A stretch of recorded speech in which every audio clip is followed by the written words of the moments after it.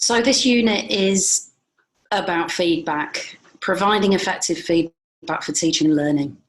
And the learning outcomes for this unit are to reflect on an experience of receiving feedback and to apply the HEA feedback principles to your own practice. So why is feedback important? I just want you to think for a moment about your own experience of receiving or giving feedback. Think about feedback that you may get from your supervisor or colleagues on your thesis. What is helpful and what is unhelpful, but why is it helpful and unhelpful?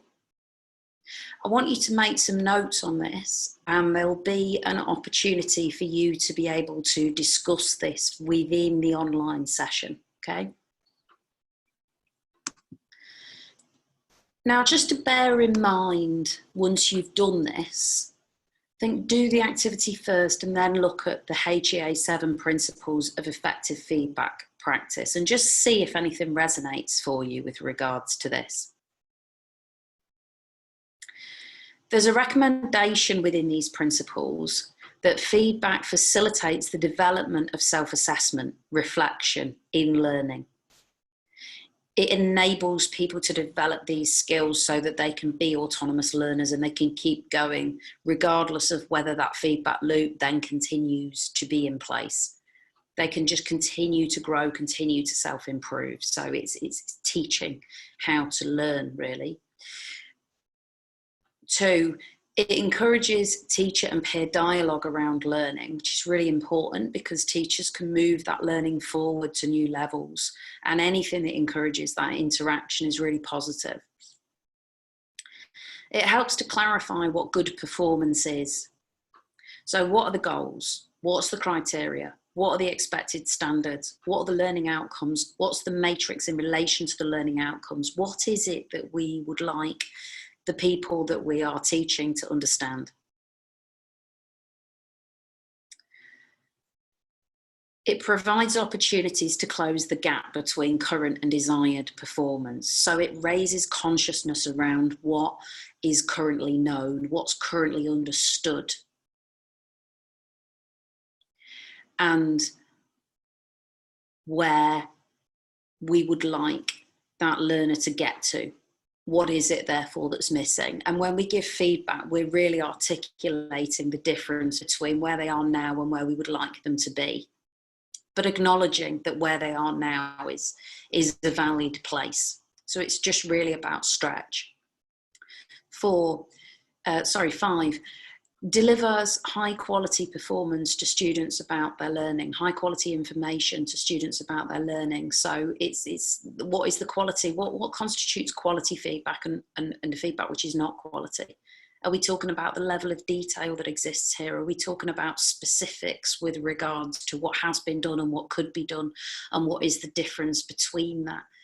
And giving evidence and giving particular examples of that can be really, really helpful in understanding exactly what that is. A lot of people really struggle to think in the abstract and struggle to think in kind of woolly terms. So pinning that down as much as possible is a really useful thing to do.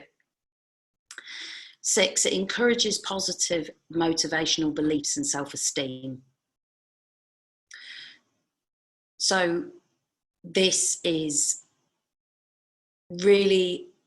why it's so important, as I'm sure you will have thought about with regards to your own example there of the feedback which you will have received in different places, is how important it is the tone in which feedback is received. It's all useful to develop and grow, but if that's delivered in such a way that people feel positive and good about themselves, then they're in a good psychological space to continue to learn. And the psychology of people and the space that they're in is really important in terms of encouraging a learner. That's why safe classrooms are so important. And how is it that we enable that? What do we do around that? And finally, it provides information to teachers that can be used to help shape the teaching.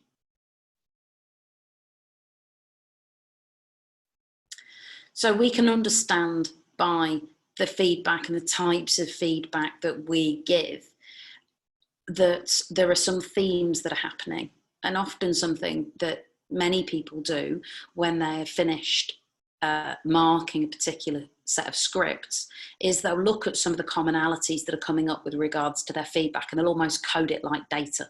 So, oh, well, actually, there's a lot of people who didn't hit graduate learning outcome 4, or they didn't hit that learning outcome as part of the course. Why? What was going on there? Was there something happening there with regards to the way in which that was delivered? What is it that's coming up again and again? What are some of the themes? And just taking a moment directly after you finish giving feedback can be a really important evaluation moment in thinking about that. So what I'd like you to do is take the thinking that you've done with regards to your own experience of feedback, think about some of these HEA principles, and just make a note of what you understand in your own personal experience as being important, really important, that you'd like to highlight. And again, there will be an opportunity to briefly touch on this within the online session. So just bring those notes with you to the online session.